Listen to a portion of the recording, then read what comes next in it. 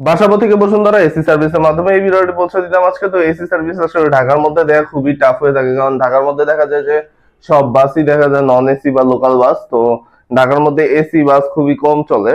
তো এর মধ্যে একটা বাস ছিল ইকবাল ট্রান্সপোর্ট, এন্ড আরো বাস আছে গুলশানের দিকে, আরো বাস আছে ঢাকা চাকা বা গুলশান ঢাকা, তো এগুলিও চলে।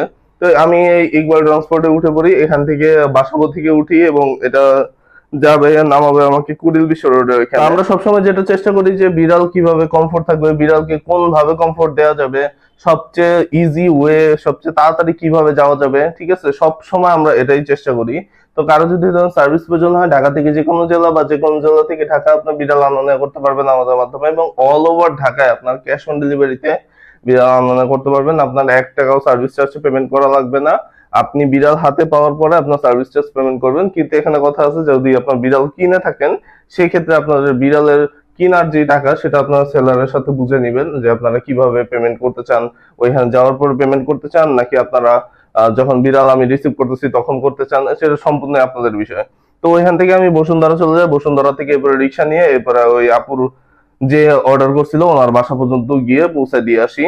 তো কারো জন্য সার্ভিস লাগলে আমাদের পেজে নক করবেন, আর ভিডিওটি ভালো লেগে থাকলে আমাদের পেজকে ফলো করে পাশে থাকবেন, কারণ আমরা অনেক বেশি ভিডিও আপলোড করতেছি আপনাদের জন্য। তো আশা করি আপনাদেরও ভালো লাগবে এবং পাশে থাকবেন।